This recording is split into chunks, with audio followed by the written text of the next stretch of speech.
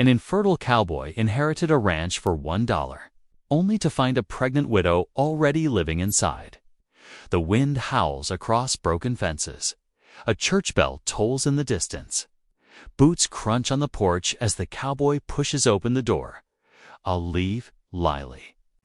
To see a woman's shadow rise from the lamplight, clutching her belly and a shotgun. He thought the ranch was his fresh start, but she claims it's her only refuge. And the truth about her late husband may cost them both everything. Now, with the bankers circling like a buzzard and the sheriff holding papers that could take the land, two broken souls are forced under one roof fighting whispers in town. Debts from the dead and a storm that threatens more than their livelihood. She carries a child into an uncertain tomorrow. He carries a shame that says he'll never be a father. But when the law comes knocking, one question will decide it all. Is this ranch a curse that will destroy them both, or the place where they finally find a family? Before we begin, drop a hello in the comments. Share your corner of the world and how you're feeling today. It's a beautiful thing to witness how stories can connect us across oceans, languages, and lives. The setting sun painted long shadows across the dusty road as Caleb Turner guided his horse westward. The letter in his breast pocket felt heavy, though it was just a single sheet of paper. His uncle's ranch, his now for the token sum of $1. The thought still didn't seem real. The leather saddle creaked beneath him as his mount plodded forward. Around him, the prairie stretched endless and empty, matching the hollow feeling in his chest. 10 years had passed since he'd lost Martha, his wife, but the grief still lingered like an old injury that ached before a storm. They'd tried so hard to have children. Month after month, year after year, their hopes had risen and fallen like the moon, but no baby ever came. The whispers started soon after, how Martha had married poorly, how Caleb couldn't give her what every woman wanted most. When fever took her that harsh winter, some said she died of heartbreak. Caleb pulled his collar higher against the cooling evening air. The small town appeared ahead, a cluster of buildings hunched against the darkening sky. The clerk's office would be closing soon. He urged his horse faster. The office door creaked as he entered. Behind a worn desk, the clerk looked up from his ledger, spectacles catching the last rays of sunlight through the window. "Evening," Caleb said, removing his hat. "I'm here about the Turner Ranch. Got the letter right here." The clerk's eyes flickered with recognition. Caleb saw it that moment of pity mixed with discomfort. He'd seen it 100 times before. "Ah, yes, Mr. Turner. $1 is all that's needed to transfer the deed." The clerk shuffled through some papers, deliberately avoiding Caleb's gaze. Caleb dug in his pocket and placed a silver dollar on the desk. It rang against the wood with a hollow sound. As the clerk prepared the paperwork, whispers drifted in from the street through the open door. "That's him, Caleb Turner. Poor soul can't sire a son. His uncle's ranch won't have an heir neither." Caleb's jaw tightened, but he kept his eyes forward. The clerk handed over the deed with a mumbled congratulations. Caleb tucked it into his pocket alongside the letter and stepped back into the street. The sun had set now, leaving only a purple glow on the horizon. He mounted up, turning his horse toward his new property.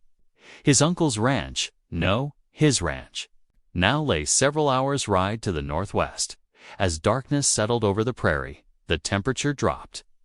Coyotes began their nightly chorus, their yips and howls echoing across the empty land. Caleb pulled his coat tighter and spoke aloud into the darkness. "Lord, I don't know what you have planned for me with this ranch, but I sure could use some guidance." His words disappeared into the night air, answered only by another distant coyote call. The hours passed slowly. His horse's hooves made a steady rhythm against the packed earth. Caleb's thoughts wandered back to happier times summer. Evenings with Martha on their small homestead, her smile in the lamplight, dreams of children playing in the yard.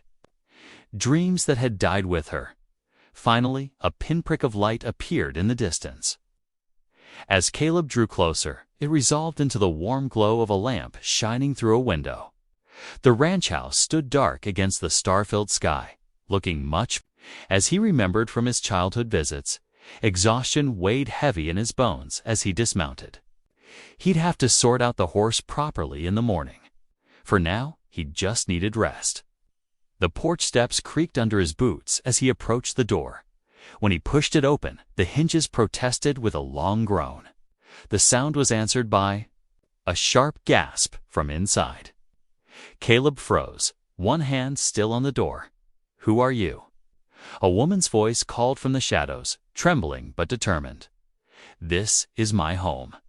Caleb squinted into the darkness. A figure stood near the fireplace, barely visible in the faint light from the window. He could make out the curve of her belly beneath her dress. She was with child. "Ma'am," he said carefully, keeping his hands visible, "I believe there's been some misunderstanding. I'm Caleb Turner. This ranch belonged to my uncle, and as of today, the deed's in my name." The silence that followed felt as vast as the prairie itself. Caleb waited, his heart pounding, as the reality of the situation slowly sank in. His uncle's ranch had come with an unexpected inhabitant, a pregnant widow, who believed this was her home. The coyotes howled again in the distance, their cries carrying through the open door and filling the tense space between Caleb and the mysterious woman in the shadows. The lamp's weak glow cast dancing shadows on the walls as Caleb stepped carefully into the house. His eyes adjusted slowly to the dim light, revealing more details of the woman before him.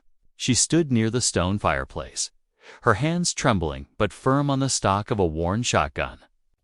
Despite her condition, she held herself straight and proud.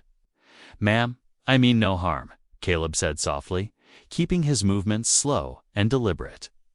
"I can show you the deed if you'll allow me to reach into my coat pocket." The woman's eyes, bright with fear and determination, tracked his every move. "Slowly then," she commanded.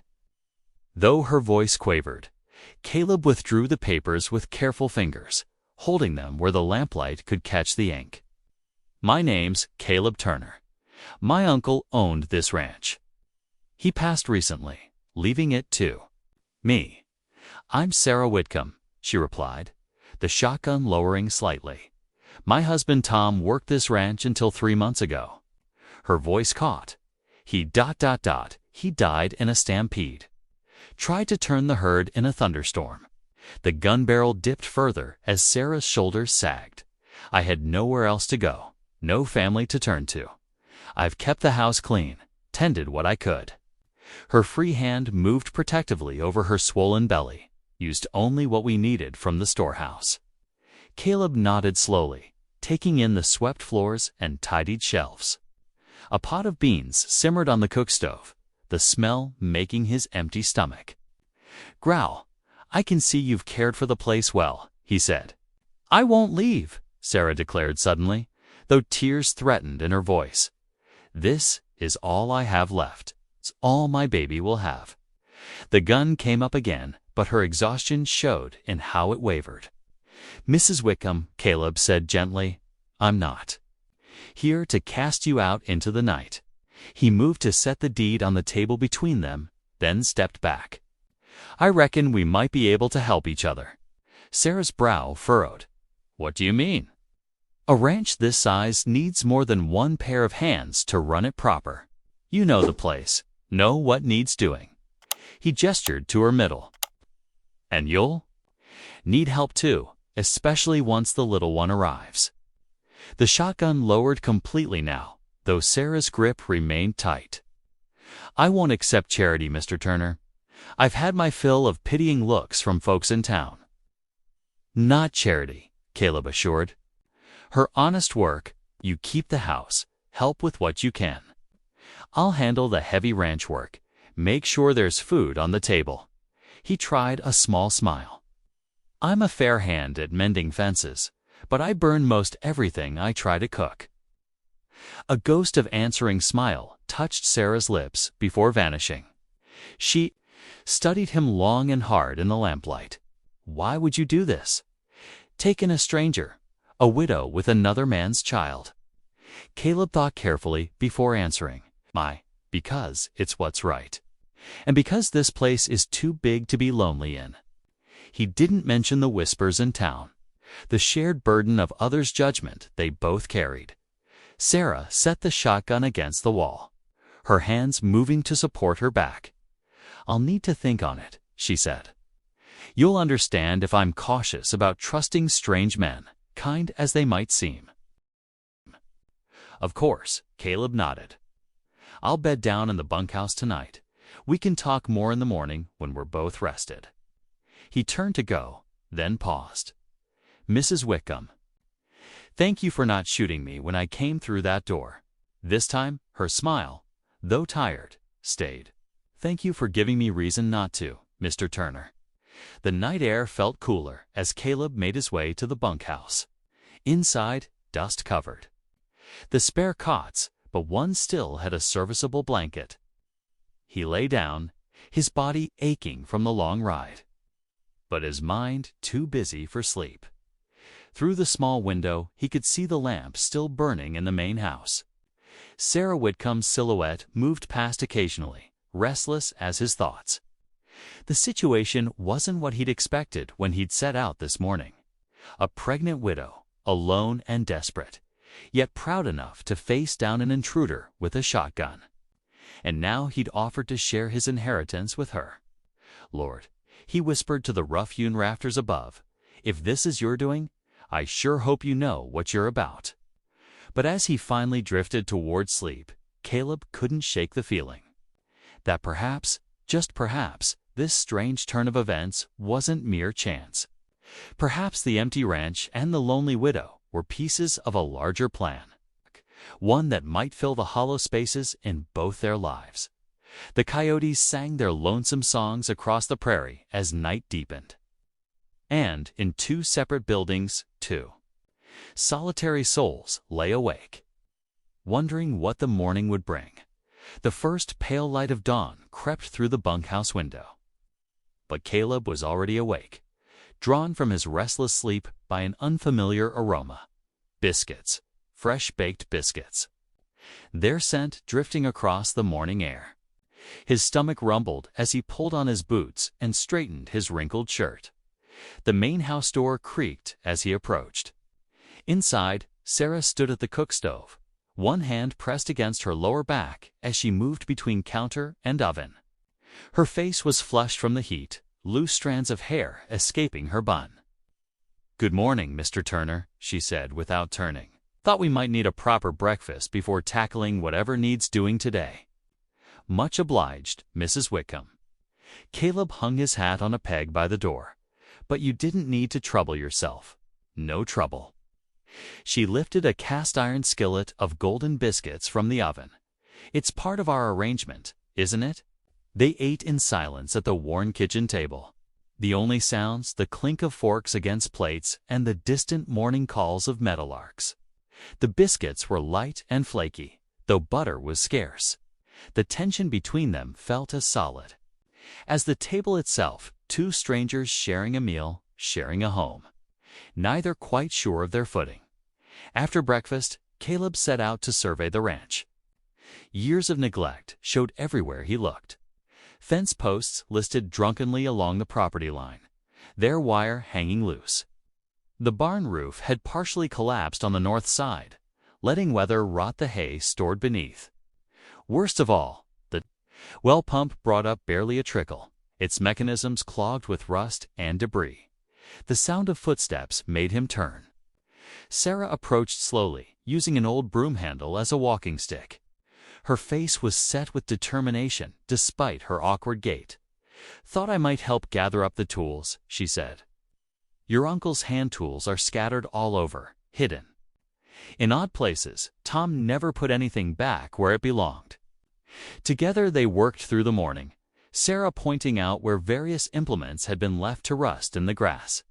She knew every corner of the property, every broken board and missing nail. Her knowledge was hard-won. Caleb could tell, earned through months of making do alone.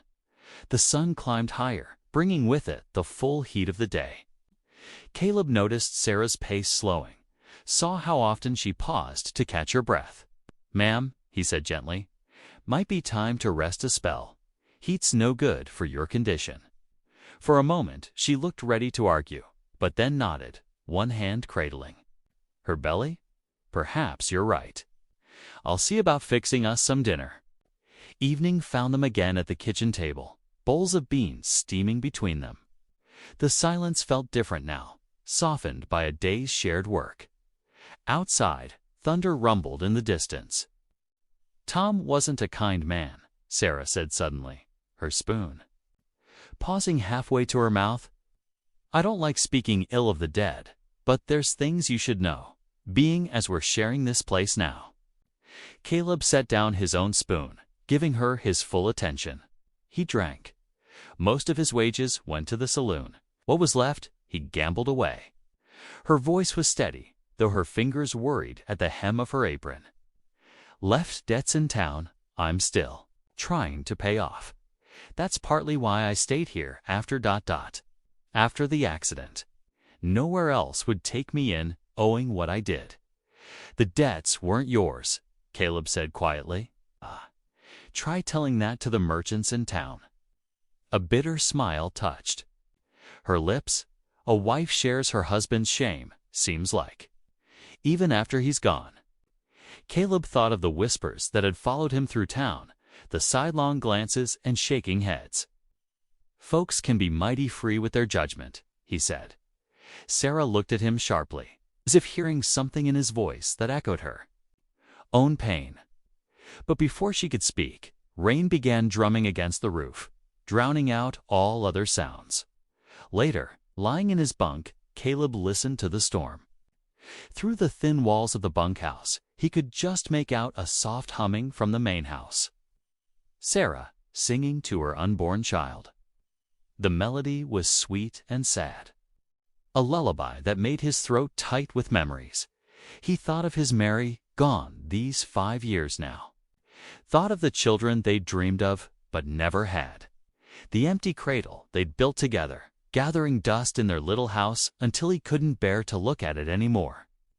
The whispers had started then. Poor Caleb Turner, who couldn't give his wife a child, as if his worth as a man could be measured only in sons.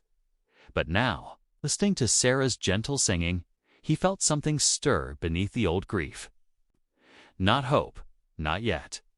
But perhaps the possibility of hope, like spring water moving beneath frozen ground. This ranch, this unexpected arrangement with Sarah, maybe the good Lord had plans he couldn't yet see.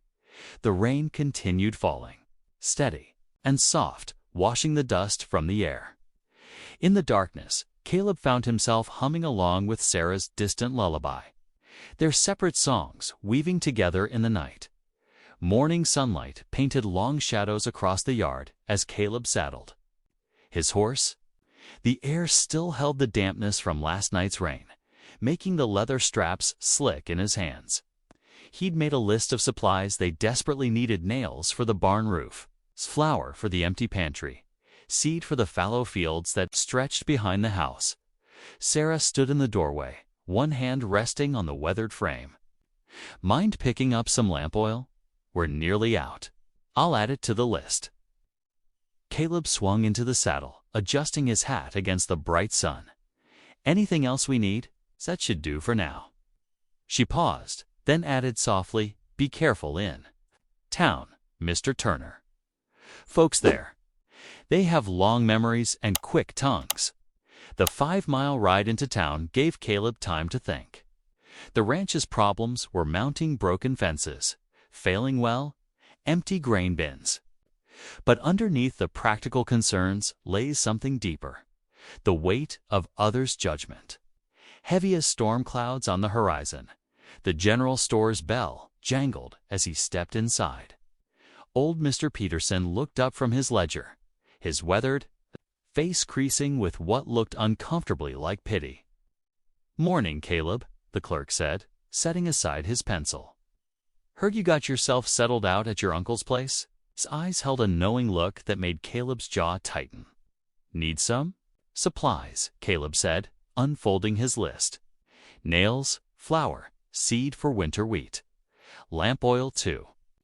As Peterson gathered the items, whispers drifted from the back of the store, where two women stood examining calico. Their words carried clearly in the quiet shop, taking in that pregnant widow, bold as brass. ... Poor Caleb Turner must be desperate for any kind of family. ...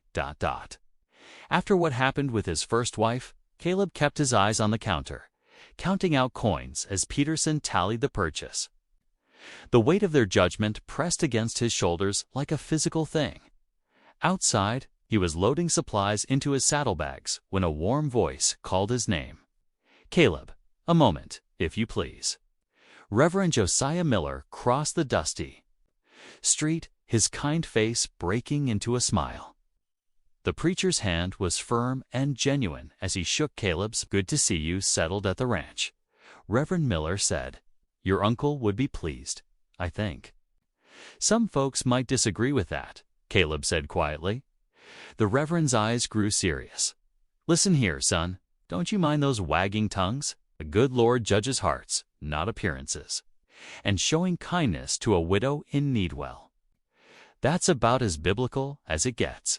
Something in Caleb's chest loosened at the words. "Much obliged, Reverend. You need anything advice? Help with papers? Someone to talk to? My door's always open." The preacher squeezed his shoulder. "And bring Mrs. Whitcomb to services when she's able. I'd do both of you good." The sun was setting by the time Caleb reached the ranch, painting the sky in deep oranges and purples. Through the front window, he could see lamplight flickering, and the sight stirred something unexpected in his heart. It had been a long time since light had waited for him at day's end. Inside, Sarah sat in the old rocker by the stove, mending one of his work shirts. Her needle flashed in the lamplight as she worked, her movements sure despite her swollen belly. "You didn't have to do that," he said, setting down his packages. These shirts had more holes than fabric. She held up her work for inspection. Besides, idle hands make poor company.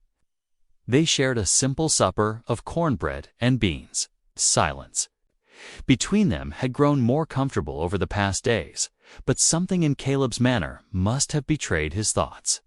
"What are they saying in town?" Sarah asked suddenly, her voice tight. "About me being here?" Caleb studied his plate. "Nothing worth repeating. Tell me." Her knuckles were white around her fork. "I need to know." "Just gossip," he said gently. "Folks wondering about ... propriety, making assumptions they've no right to make." Sarah's face flushed with shame. "I knew it would be like this. I should leave, find somewhere else." "No." The word came out sharper than he intended. "This is your home now, long as you want it. I don't give 2 cents what anyone thinks." Before she could respond, hoofbeats sounded in the yard. A rider approached through the gathering dark, the horses' shoes striking sharp against the packed earth. Caleb rose, hand instinctively moving toward the rifle by the door. But the figure that appeared in the lamplight wore a fine coat and carried a leather portfolio instead of a gun. "Mr. Turner." The man's voice was smooth as creek stones. "Arnold Alden, from the First Bank of the Territory. May I come in?" Sarah struggled to rise from her chair, but Caleb motioned for her to stay seated. "What brings you out so late, Mr. Alden?" The banker stepped inside, his polished boots incongruous on the rough floorboards. "Business, I'm afraid. Rather urgent business." He opened his portfolio, removing a thick stack of papers. "There are some irregularities with your uncle's estate, outstanding debts that need addressing." Caleb's stomach tightened. "What kind of debts? Mortgage payments, primarily, plus interest and fees." Alden's smile didn't reach his eyes. "Quite. A substantial sum, I'm afraid. unless you can produce proof of clear title or payment in full. The bank will have no choice but to begin seizure proceedings before winter. Seizure. Sarah's gasp cut through the room. Her hands flew to her belly as if to shield her unborn child from the threat. Caleb felt ice in his veins, but kept his voice steady. How much? The number Alden named made the room spin. It was more money than Caleb had ever seen in his life. You have 30 days to provide documentation or payment, the banker said, laying the papers on the table. After that, well, ... double quotes, he shrugged, adjusting his fine coat. I'm sure you understand, business is business. When the banker's hoofbeats had faded into the night, Caleb looked at the stack of papers, then at Sarah's pale face. The lamplight seemed dimmer somehow, the shadows deeper. What are we going to do? Sarah whispered. Caleb had no answer. The future that had seemed to be taking shape this strange, unexpected partnership. This chance at something like family suddenly felt as fragile as morning frost in the sun. The morning sun cast long shadows across the kitchen table, where Caleb and Sarah bent over the deed papers. Coffee cooled in their cups, forgotten as they studied the cramped handwriting. Look here, Caleb said, tapping the bottom of the document. Uncle signed this 3 months before he passed. His finger traced the date, written in clear, dark ink. Sarah leaned closer, her brow furrowed. That timing, ... She pressed her lips together, one hand resting protectively over her swollen belly. My husband, he was working here then, had a way of getting involved in things that weren't his business. You think he might have had something to do with these debts? Caleb kept his voice gentle, seeing the shame that crossed her face. He was always looking for easy money. Voice dropped to barely a whisper. Making deals, borrowing against things that weren't his to borrow against. I never knew the details. He'd get angry if I asked. Caleb folded the deed carefully, tucking it into his shirt pocket. I'm writing to see Reverend Miller. Maybe he can make sense of these papers, or at least point us in the right direction. The Reverend's small house sat behind the white-painted church at the edge of town. Caleb found him tending his vegetable garden, his sleeves rolled up despite the morning chill. Caleb, the older man straightened, brushing dirt from his hands. I was hoping you'd come by. Inside, over cups of strong tea, Caleb laid out the situation. The Reverend listened intently, occasionally nodding as he examined the papers. The deed seems proper enough, he said finally. But these alleged debts, ... double quotes, he shook his head. I'll search the county records. Sometimes these things leave paper trails if you know where to look. What should we do in the meantime? Make the land productive. Reverend Miller's eyes were kind but serious. Banks are less likely to seize property that's showing promise. Find water, repair fences, get some stock. Show them you mean to work it proper. Water's the biggest problem, Caleb admitted. The well's running dry. There's that spring in Potter's Canyon, about 2 miles east. Your uncle used to haul from there in dry seasons. The Reverend smiled. And Caleb, don't carry this burden alone. The good Lord often sends help in unexpected packages. By the time Caleb returned to the ranch, the sun rode high. He found Sarah in the kitchen, kneading dough for cornbread. We need to haul water, he said, explaining about the spring. It's a fair piece away, but I'll help, Sarah interrupted, wiping flour from her hands. I'm not made of glass, Mr. Turner. They hitched the wagon and loaded empty barrels. The journey to Potter's Canyon was slow, the wagon jolting over rough ground. Sarah held the reins while Caleb filled the barrels one by one. The spring water, crystal clear and cold. My mama always said good water was God's first blessing on a homestead, Sarah remarked, watching the barrels fill. Back at the ranch, Caleb tackled the broken fences while Sarah finished her baking. The smell of cornbread drifted across the yard, making his stomach growl. "Mr. Turner," Sarah's voice carried from the chicken coop, "these eggs won't gather themselves." He found her attempting to bend down to reach under a particularly disagreeable. "Hen, you shouldn't be doing that in your condition," he protested. "My condition doesn't stop the chickens laying," she retorted, but allowed him to take over the task. Evening found them by the hearth, the golden cornbread still steaming from the oven. Caleb, eager to taste it, took too large a bite and burned his tongue.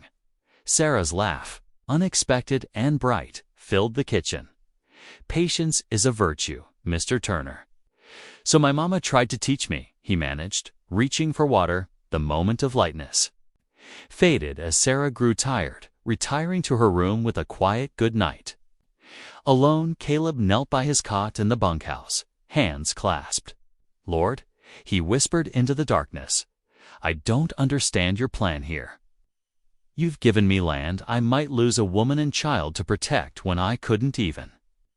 His voice caught. "When I couldn't even give my own wife, children. How can I be worthy of this responsibility?" Outside, wolves began their nightly chorus, their howls echoing across the prairie. Caleb listened to their wild voices, thinking of all the threats that circled his small piece of earth, a banker's papers, the failing well, his own deep-seated shame. The moon cast silver light through the bunkhouse window, turning the rough floorboards to pearl. In that quiet hour, Caleb's prayers went unanswered, but he felt the weight of the deed in his shirt pocket, still hanging on its nail, a reminder of promises made and kept, of inheritance and obligation, of a future not yet written. The days flowed together like water in a stream, marked by the steady rhythm of ranch work. Morning light found Caleb perched on the barn's weathered roof, hammer striking nails with determined precision. Each blow echoed across the quiet land, accompanied by the soft rustling of prairie grass in the breeze. Below, Sarah had carved out a small garden plot near the kitchen door. Her movements were careful as she worked the dry soil, planting precious seeds saved from better times. The morning sun caught the sheen of sweat on her forehead as she patted the earth around tiny seedlings. "These beans might just take," she called up to Caleb, shading her eyes against the glare. "My grandmother always said beans were stubborn enough to grow anywhere." Caleb paused in his work, looking down at the neat rows she'd managed to create. "In the dusty ground, reckon we could all learn something from beans." Then, the afternoon brought unexpected company. A rider approached from the west, his horse's hooves raising small clouds of dust. Caleb climbed down from the roof, watching the figure draw closer. The man rode with the easy confidence of someone who knew the land well. "That's Henry," Sarah said quietly, coming to stand near the barn. "He's Ute, lives over by 3 Pines Creek with his family." The rider dismounted smoothly, leading his horse the last few yards. His dark eyes took in the scene, Caleb with hammer still in hand, Sarah by the garden, the patched roof above. "Water's running low," Henry said without preamble, gesturing toward the well. "Creek could help, if you channel it right." Caleb's grip tightened slightly on the hammer, years of frontier wariness warring with present need. But there was nothing but straightforward assessment in Henry's gaze. "I'm listening," Caleb said. Setting the tool down, Henry walked toward the well, his movements unhurried. "Creek bends north of here, higher ground. Dig the right channels, water follows natural path. Feeds the well through ground seep. Sketch the line in the dust with his boot. Need proper tools. Good stone work. I can help." "Why would you do that?" Caleb asked, not challenging, but curious. Henry's expression remained steady. "Good water makes good neighbors. Bad water makes everyone suffer." He looked at the parched garden. "I'll return tomorrow. Bring tools." As the rider disappeared into the afternoon haze, Sarah's shoulders relaxed. "My husband," she began. then stopped, pressing her lips together. "What about him?" Caleb asked gently. "He wouldn't let Henry near the ranch. Said terrible things." She twisted her apron in her hands, called him names I won't repeat. "But Henry still tried to help when our first well went dry." Her eyes met Caleb's. "Thank you for treating him like a man deserving respect." The evening settled soft around them as they prepared supper. Sarah had managed to make cornbread again, its golden warmth filling the kitchen with promise. They sat at the scarred table, the lamplight casting gentle shadows.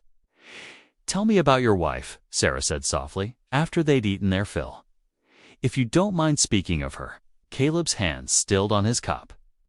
The silence stretched, but it wasn't angry, just full of old pain-seeking words. "Mary," he said finally. Her name was Mary.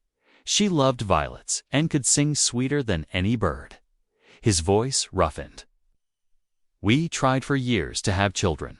Each spring, we'd hope. Each winter, we'd pray harder. Then the fever took her, and all our hopes with her." Sarah's hand moved across the table, not quite touching his. "And now, do you still want a family?" The question hung in the air like smoke, too heavy for Caleb to grasp. He stood abruptly, chair scraping against the floor. "Need to check the horses," he mumbled, fleeing into the darkness. The night wrapped around him like a blanket as he stood. In the barn doorway, stars wheeled overhead, ancient and unchanging. Inside, the horses shifted and sighed, warm breath mixing with the scent of hay. Sleep. When it finally came in, his bunkhouse cat brought dreams he couldn't outrun. In them, he held a small bundle, felt the perfect weight of a baby in his arms. Tiny fingers curled around his rough ones. A sense of rightness, of completion, filled his chest until he thought it might burst. Dawn broke over the eastern hills, finding Caleb's face wet with tears he couldn't explain. He wiped them away with a calloused hand, but the feeling lingered not. The old grief he'd carried so long, but something new. Something that felt like hope. He dressed quickly in the gray light, mind already turning to the day's tasks. Henry would be coming with his tools, and there was water to find. But underneath the practical thoughts ran a deeper current, a fierce, growing determination to protect what fate had brought to his Dora woman's trust, an unborn child, the tickster to die, the chance to build something that might last. The sun rose fully as Caleb stepped out of the bunkhouse. Sarah was already at the stove, her shadow moving behind the kitchen curtain. The morning air carried the promise of warmth, and somewhere in the distance, a meadowlark began to sing. The morning sun beat down as Henry showed Caleb how to sight the gentle slope from creek to well. With practiced movements, Henry laid out stones in a winding line that followed the land's natural contours.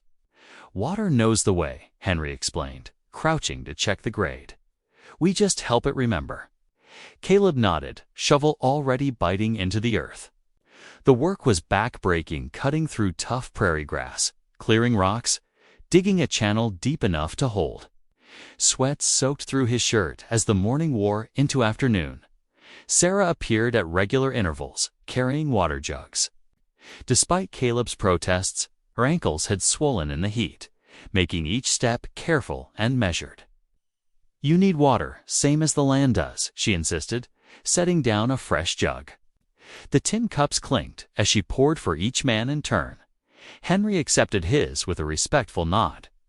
"The child makes you strong," he observed quietly, "like my sister before her son came." Sarah's hand went to her belly, a small smile touching her lips. "Some days I feel stronger than others." Days blended together as the work continued. Henry brought his own tools, better suited to the rocky soil than Caleb's worn implements. The channel grew steadily, curving like a snake across the grassland. Sarah kept them fed with whatever she could manage: cornbread, beans, dried apple pieces, carefully rationed. On the fourth day, they reached the creek itself. Henry showed Caleb how to build a simple diversion with stones and branches, guiding part of the flow toward their channel while leaving the creek's main course undisturbed. Balance, Henry explained. Take only what's needed. Leave the rest for others downstream. Caleb wiped sweat from his forehead, studying the arrangement. Wish more folks thought that way about sharing water out here. They waited as the first trickle found its way into the channel. Sarah stood with them, one hand braced against her lower back, watching the water's slow advance. Hours passed as the moisture worked its way through the soil.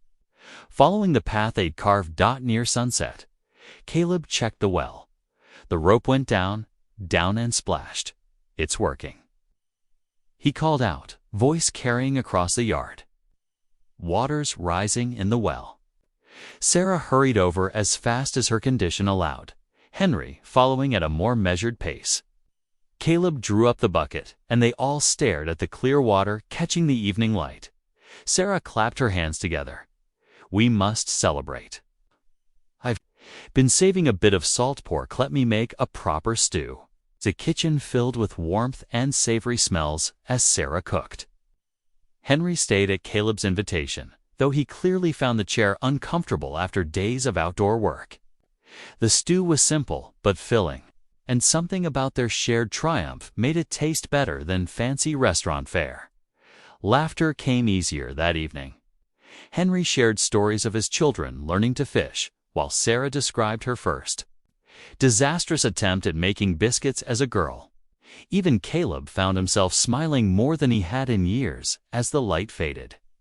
Henry took his leave, promising to return in a few days to check the water flow. Caleb walked Sarah back toward the main house, noticing how she moved even more carefully in the growing dark. Here, he said, offering his arm as they approached the porch steps. These boards can be treacherous. She accepted his help, but her foot still caught on the top step. Caleb steadied her quickly, strong hands keeping her upright. For a moment, they stood close, her warmth seeping through his shirt sleeve. Thank you, Sarah said softly, not moving away. For everything. I haven't felt this safe since ... She trailed off, shaking her head. Well, in a very long time. Something tightened in Caleb's chest. Without thinking, he squeezed her hand where it rested on his arm. Then, suddenly aware of their proximity, he let go and stepped back. Good night, Mrs. Whitcomb, he managed, retreating down the steps. Sleep well. In the bunkhouse, Caleb lay on his narrow cot, listening to the night sounds. Through the thin walls came Sarah's voice, singing low and sweet. He recognized it now as a lullaby, though he couldn't make out the words. The melody wrapped around his heart like a warm blanket, making his solitary bed feel colder by comparison. Lord, he whispered into the darkness, hands clasped over his chest. I know I'm not worthy of asking, but maybe this is the family you meant for me all along, if you're willing. If they'll have me. The song continued, drifting through the night air like a promise. Caleb closed his eyes, peace settling over him despite his uncertainty. Morning came too soon, sunlight barely touching the eastern sky when heavy knocking rattled the main house door. Caleb was already dressed, heading toward the kitchen for breakfast. He quickened his pace at the sound. Sarah stood in the doorway, face pale, one hand gripping the frame. Beyond her, Caleb saw two familiar figures, Mr. Alden, the banker, looking smugly satisfied, and beside him the broader shape of Sheriff Tom Briggs, his badge catching the early light. Mr. Turner, the banker called out, spotting him. Oh, the sheriff. And I have some legal matters to discuss with you. The barely risen sun cast long shadows across the yard as Caleb squared his shoulders and walked toward the house. Behind him, the new irrigation channel gurgled softly. Water flowing true and steady, but whether it would be enough to save his land remained to be seen. Sheriff Briggs shifted his weight on the porch boards. his weathered face impassive as he pulled a document from his vest pocket.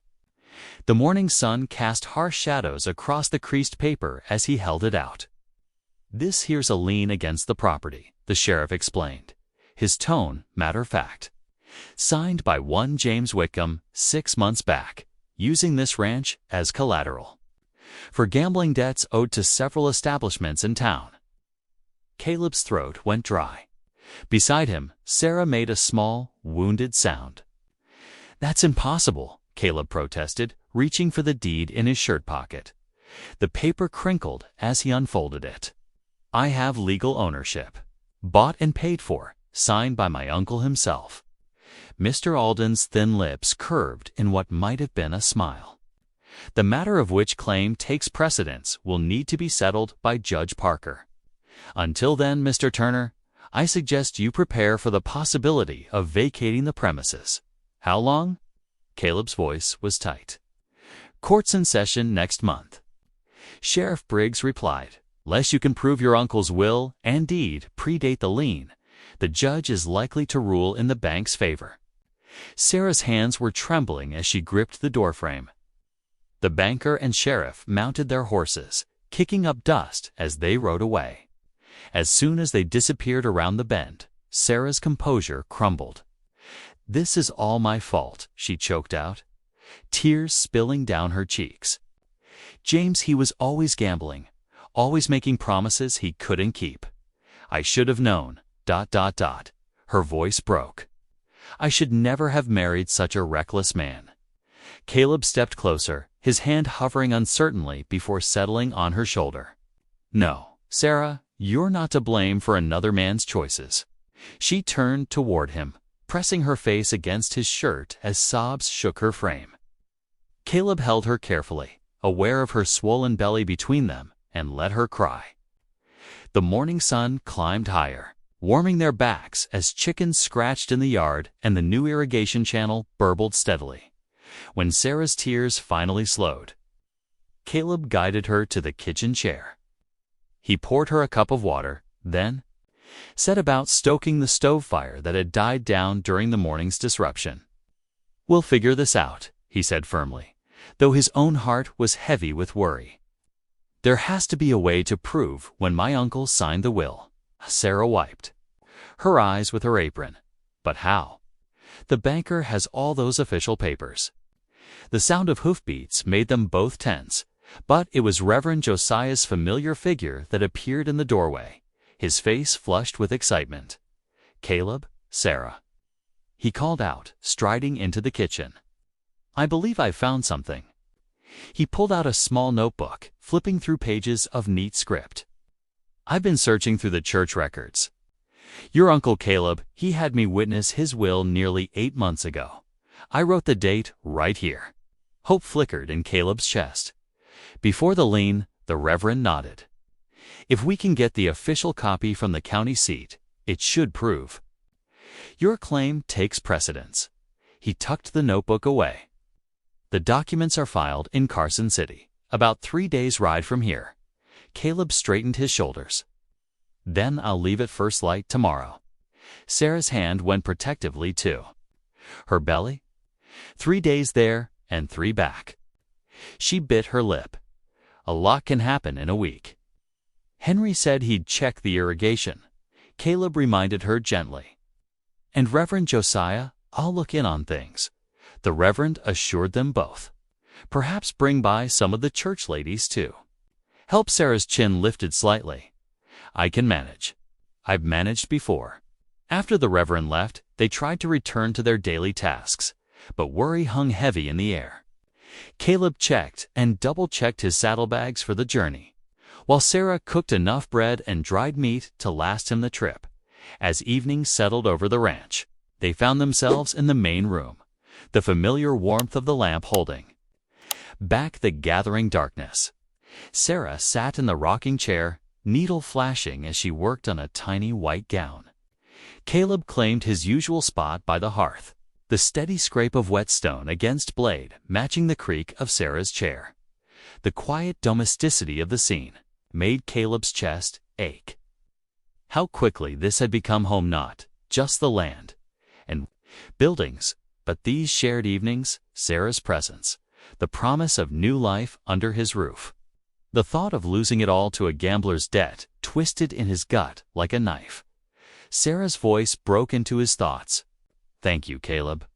Her eyes stayed on her sewing, but her words were warm with sincerity.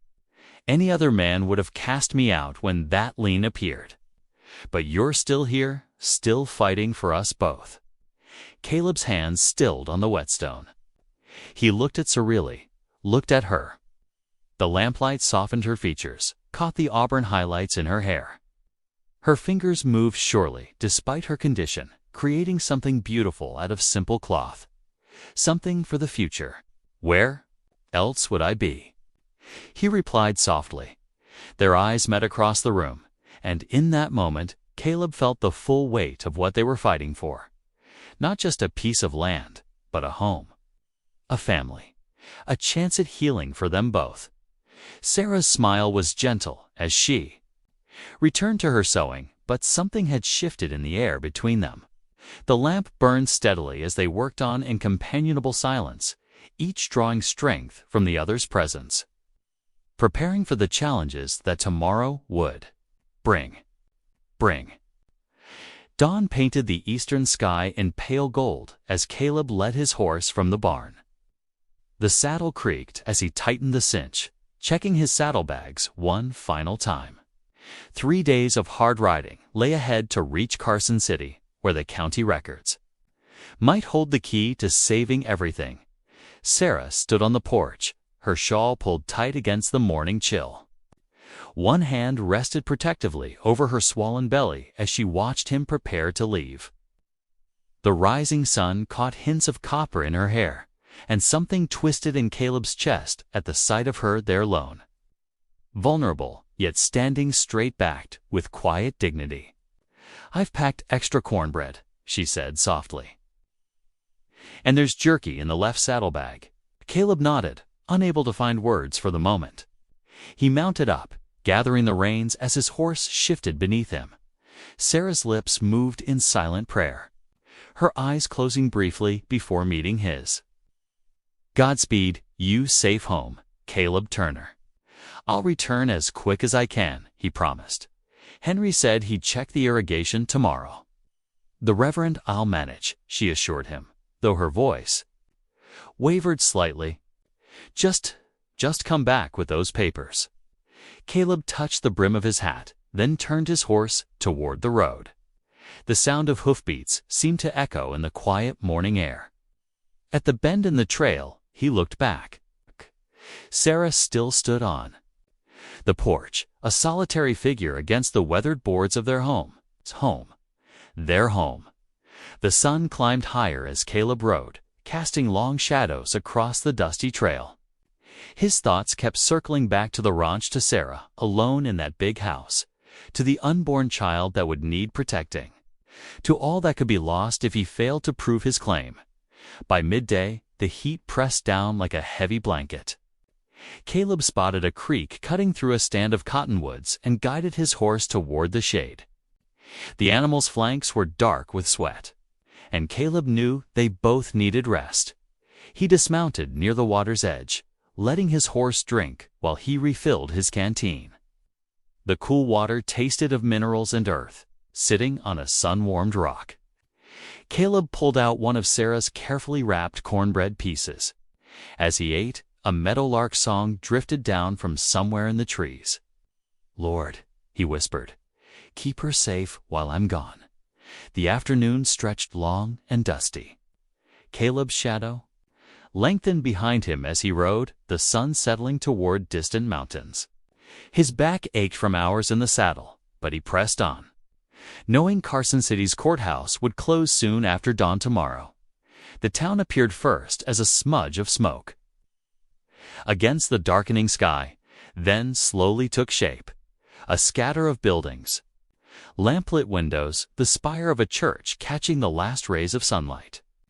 Caleb guided his horse down the main street, past closed shops and a saloon spilling piano music and laughter into the evening air.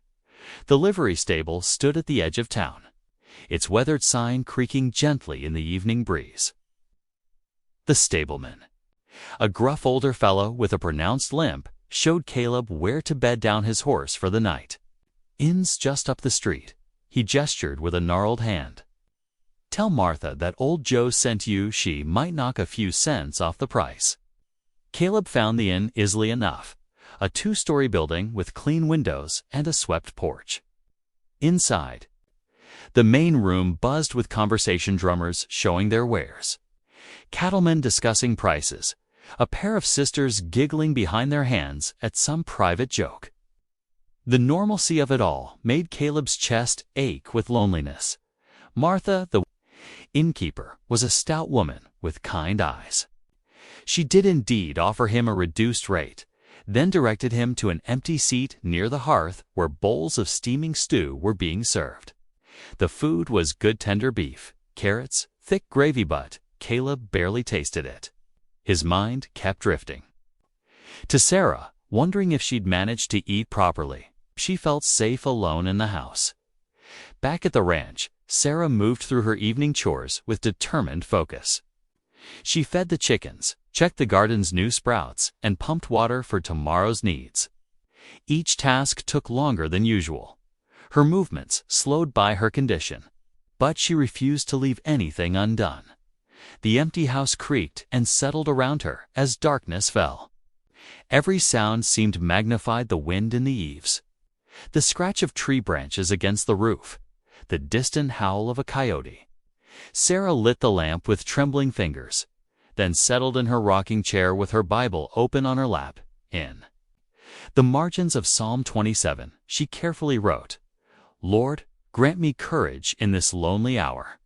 Protect Caleb on his journey. Guide us both in your wisdom." The scratch of her pencil was loud in the quiet room miles away. Caleb lay in his narrow bed, staring at unfamiliar shadows on the ceiling. The sounds were all wrong: boots on the stairway, muffled voices through thin walls, the clatter of dishes from the kitchen below. He missed the night sounds of the ranch, the gentle creak of the windmill, the soft notes of Sarah's lullabies drifting from the main house. Sleep proved elusive for them both that night. Sarah dozed fitfully in her bed, starting at every noise.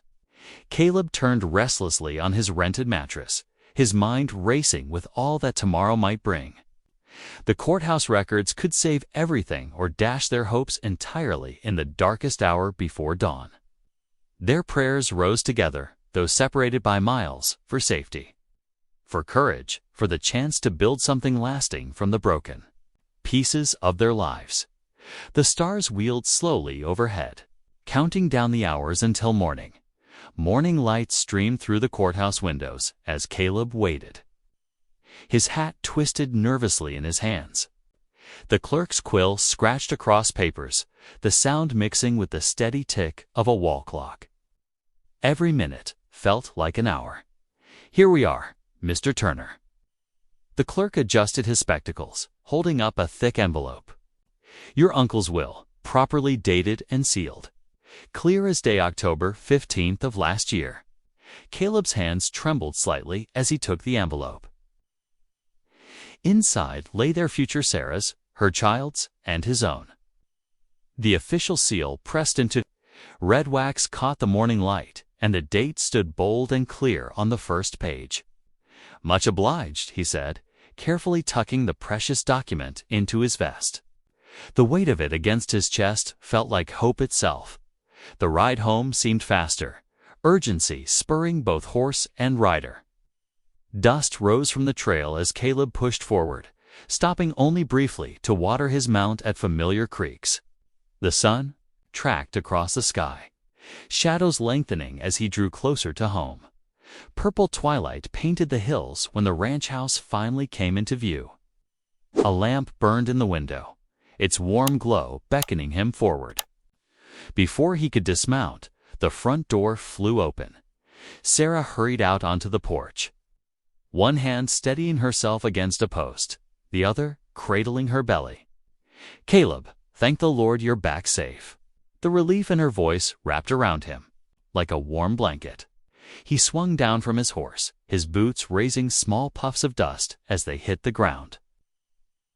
Got what we needed, he said, patting his vest where the will rested. Dated clear and proper, months before any lien. Sarah's eyes welled with tears. Really? Oh, thank heaven. She swayed slightly, and Caleb stepped forward, concerned. You should be resting. Here, let me see to the horse, and I'll be right in. Inside, the house smelled of fresh bread and coffee. Sarah had kept supper warm, and they sat together at the worn kitchen table, sharing the simple meal of beans and cornbread. Caleb described his journey while Sarah listened intently, her face glowing in the lamplight. The banker can't touch us now, he assured her, spreading butter on another piece of bread. This land is ours. Fair, and a sharp gasp cut him off. Sarah's face contorted, her hand clutching her belly. The color drained from her cheeks. Sarah? Caleb knocked his chair over in his haste to stand. What's wrong? The baby? She whispered through clenched teeth. Something's happening. Fear gripped Caleb's heart.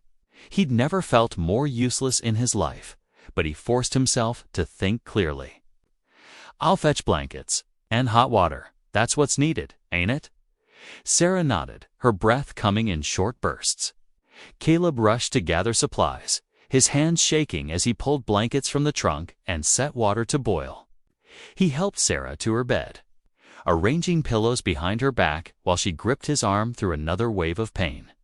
Minutes stretched like molasses as they waited, the room silent except for Sarah's labored breathing.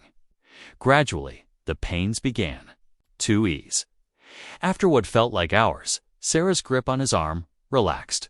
I think it was false labor, she said quietly, color returning to her face. I'm so sorry for frightening you. Caleb sat on the edge of the bed, his heart still racing. Don't apologize. I'm just glad you're all right. But you just got back. You must be exhausted, and I caused such a fuss over nothing. Shame-colored. Her voice. Sarah. Caleb's tone was firm but gentle.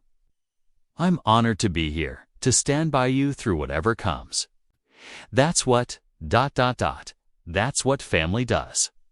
The word hung in the air between them, full of meaning. Sarah's eyes met his, searching. I believe God sent you here, she whispered. To this ranch, to me and this child. I truly do. The words seared into Caleb's heart like a brand, burning away the last traces of his unworthiness. Here was purpose. Here was belonging. Here was a chance to be the man he'd always hoped to become. They moved back to the kitchen, where the fire had burned low in the stove. Sarah sank into her chair while Caleb poured fresh coffee. When he set the cups down, she reached across the table and took his hand. They sat in companionable silence, their joint hands resting on the worn wooden surface.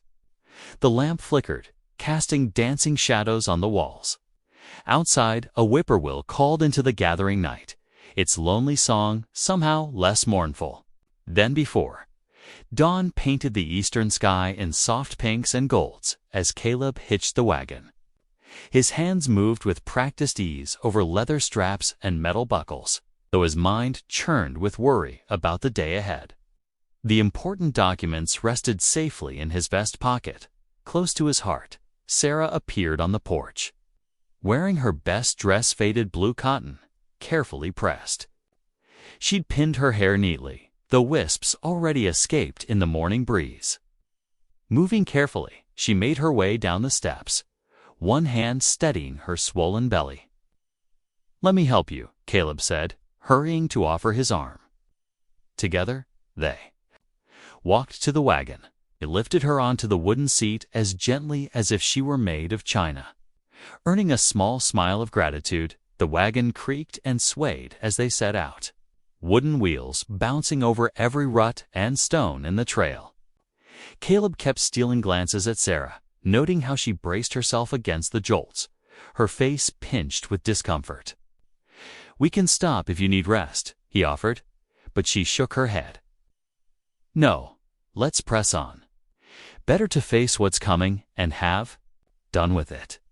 The morning sun climbed higher as they approached town. Already, the streets buzzed with activity women hanging wash. Men leading horses to the smithy, children darting between buildings on morning errands. As the wagon rolled past the general store, conversations hushed, heads turned, whispers rose in their wake like dust. "There goes the infertile cowboy," someone muttered, not quite quietly enough. "Him and that widow. ... Caleb's jaw tightened, but he kept his eyes forward, focusing on guiding the wagon through the narrow street. Sarah sat rigid beside him, her hands clasped tightly in her lap. Chin held high, despite the color rising in her cheeks. They tied the wagon outside the courthouse, a square wooden building with peeling white paint. Caleb helped Sarah down, steadying her as she found her footing on the dusty street. Together, they climbed the worn steps and entered the cool shadows of the judge's office. The room smelled of old paper and wood polish. Judge Harrison sat behind his broad desk, spectacles perched on his nose as he reviewed documents. The banker, Mr. Alden, already waited, his expensive suit a stark contrast to Caleb's simple work clothes. "Well now," the judge said, looking up. At their entrance, "Let's see what we have here." Caleb stepped forward, removing the will from his vest. The paper crackled as he carefully unfolded it, laying it before the judge. "Sir, this is my uncle's will, properly dated and sealed from the county seat. As you can see, it predates any other claims on the property." The banker surged forward, face flushed. "That's irrelevant. The lien is legally binding. Her husband signed it." He jabbed a finger toward Sarah. "The gambling debts must be settled." "Mr. Alden," the judge's voice carried quiet authority. "Control yourself, sir. This is my office, not a saloon." The banker subsided, though his eyes still burned with anger. Judge Harrison adjusted his spectacles, examining both documents carefully. Minutes ticked by in tense silence. Finally, the judge set both papers down. "This requires careful consideration. I'll have my decision by week's end." He fixed them each with a stern look. "Until then, nothing changes. The property remains as is." Outside the courthouse, Mr. Alden caught up with them on the steps. His voice dripped with venom. "You think you're clever, don't you, Turner? Hiding behind old papers." He stepped closer, lowering his voice. "What will folks say when they learn more about your ... arrangement? A barren man taking in a pregnant widow, living under the same roof. Think of the scandal." Caleb moved instantly, placing himself between Sarah and the banker. His voice came out low and dangerous. "That's enough. The truth hurts, doesn't it?" Alden sneered. "Wait until I said that's enough." Caleb's hands clenched into fists at his sides, but he kept his voice steady. "You can threaten me all you want, but you leave her out of this. She's a good woman who's suffered enough. I won't let you or anyone else break her spirit with cruel words and false accusations." The banker's face twisted, but something in Caleb's expression made him step back. With a final glare, he turned and stalked away. The ride home seemed longer. The afternoon sun beating down mercilessly. Sarah sat quietly beside Caleb, lost in thought. When they finally reached the ranch, the familiar sight of the weathered house brought visible relief to both of them. That evening, Tara insisted on making a proper supper, despite her obvious exhaustion. Caleb tried to protest, but she only shook her head. "Keeping busy helps," she said simply. They ate by candlelight, the flame casting warm shadows across the table. The food was good fresh bread, beans with ham, and the last of their preserved peaches. But Sarah barely touched her plate, pushing the food around with her fork. "What's troubling you?" Caleb asked gently. "The banker's threats." Sarah set her fork down, tears welling in her eyes. "It's not the law I fear, Caleb. It's the whispers. The sideways glances. The way they'll paint me as. as something shameful. She drew a shaky breath. I've tried so hard to live right, to keep my dignity. But they'll never see past my mistakes, will they? Caleb reached across the table, covering her trembling hand with his own. A family isn't made by whispers, he said softly. It's made by love, by standing together, by choosing to see the good in each other when others only look for fault. Sarah's tears fell freely now, but there was gratitude in her eyes as she gripped his hand. "Thank you," she whispered, "for defending me today, for everything." The candle flickered between them, its warm light touching the edges of their joined hands on the worn tablecloth. Outside, crickets began their evening song, a gentle chorus rising into the gathering dusk. Within the house, something deeper than hope was taking root, something built of trust and shared courage, stronger than any whispered word could break. The next 2 days crawled by like molasses in winter. Caleb threw himself into ranch work, grateful for any task that would keep his hands busy and his mind from dwelling too long on the coming judgment. The steady rhythm of hammer-striking nails helped calm his nerves as he and Henry worked to repair the broken fence lines. Henry worked quietly beside him, his presence reassuring. The Ute man seemed to sense Caleb's tension, offering occasional words of wisdom between the strikes of their hammers. "Good earth knows its true keeper," he said at one point, driving a post deep into the soil, like a stream finds its path. Inside the ranch house, Sarah channeled her own anxiety into baking. The warm scent of fresh bread filled the air morning and evening.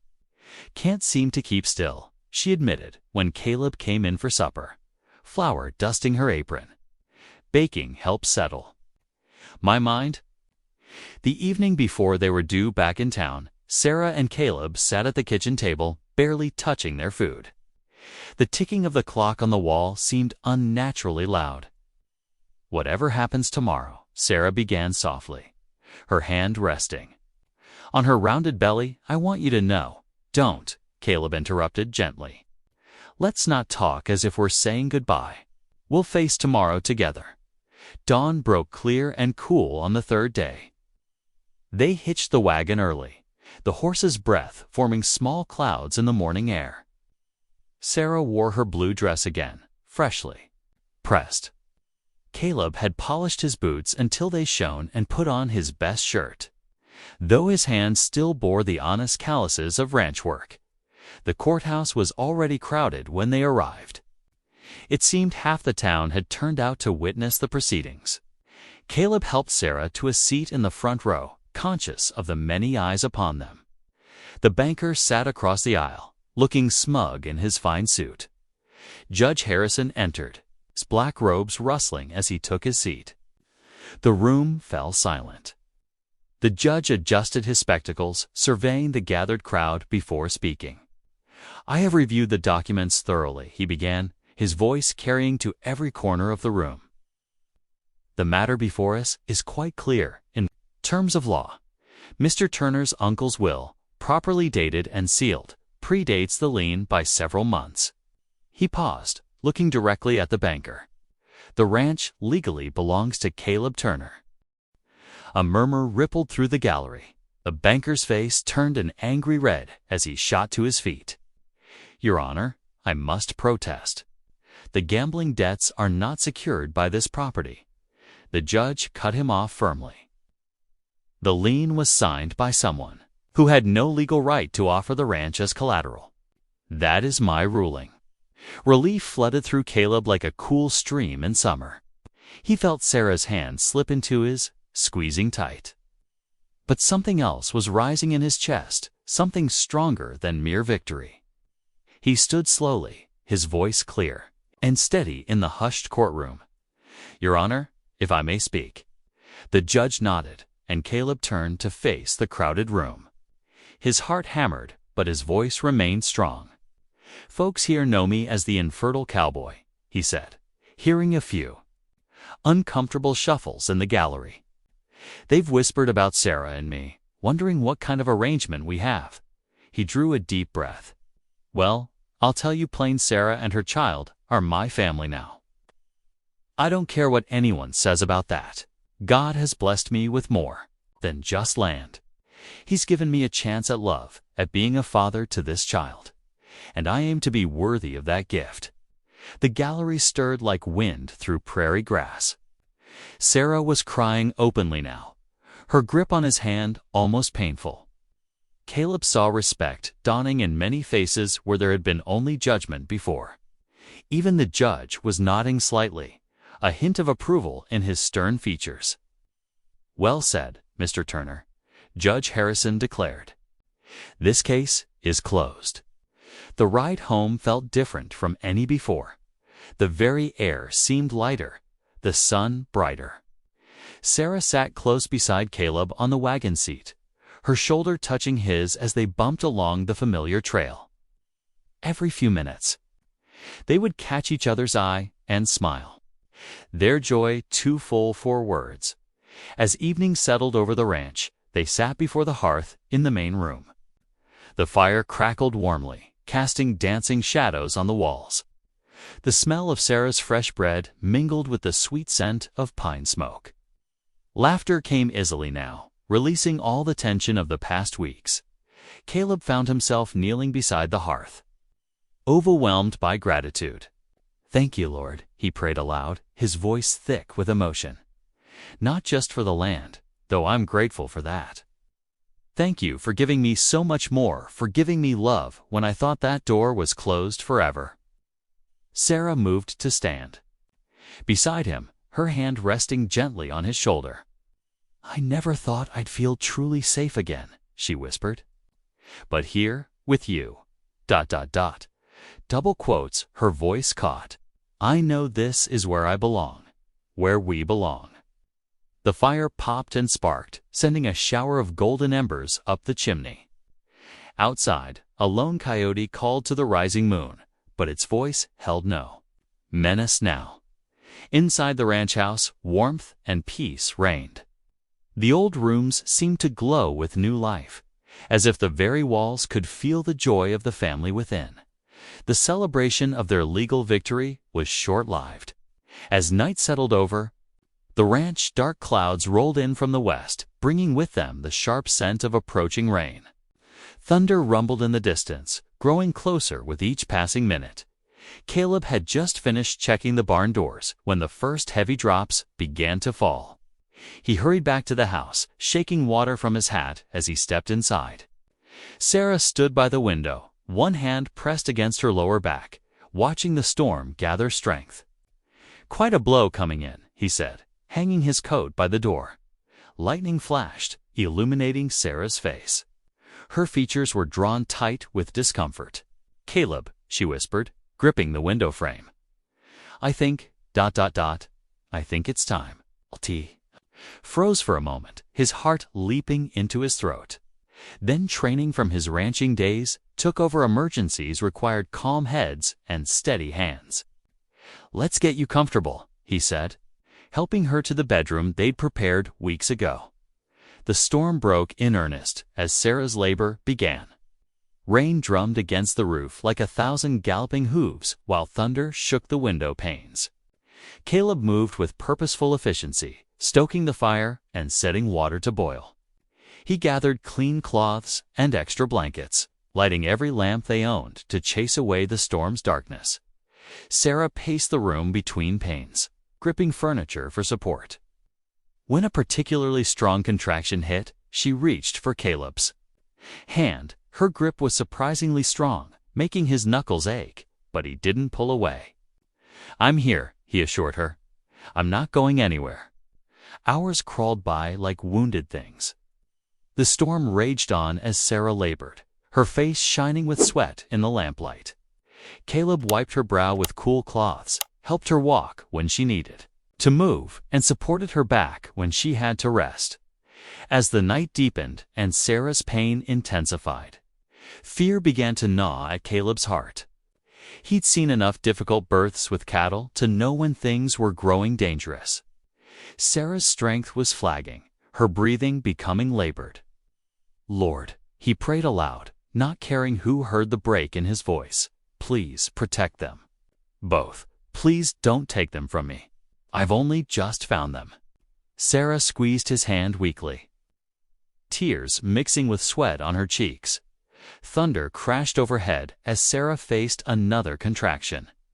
This one was different. She cried out with renewed strength, her entire body tensing. Something's happening, she gasped. Caleb helped her position herself as they discussed, supporting her as she bore down with the pain. That's it, he encouraged, his voice steady despite his racing heart. You're the strongest woman I know, Sarah. You can do this. The storm reached its peak as Sarah gave her final pushes. Lightning split the sky, thunder roaring so loud it rattled the dishes in the kitchen cupboard. Then, cutting through nature's fury, a new sound pierced the night, the sharp, indignant cry of a newborn taking its first breath. Sarah collapsed back against the pillows, exhausted but alive. Caleb's hands shook as he wrapped the tiny infant in a clean blanket, a girl perfect and pink and impossibly small. He cleaned her carefully, checking fingers and toes, marveling at each miniature feature. Tears streamed freely down his weathered cheeks as he cradled her. I never thought I'd hold a child of my own, he whispered, voice rough with emotion. The baby squirmed in his arms, her cries softening to whimpers. Sarah watched them through tired eyes, a tender smile gracing her pale face. She's yours as much as mine, she said softly. She always will be. Caleb gently laid the newborn in Sarah's waiting arms, his heart so full it felt near to bursting. He sat on the edge of the bed, one hand resting on Sarah's shoulder, the other touching the baby's tiny fingers.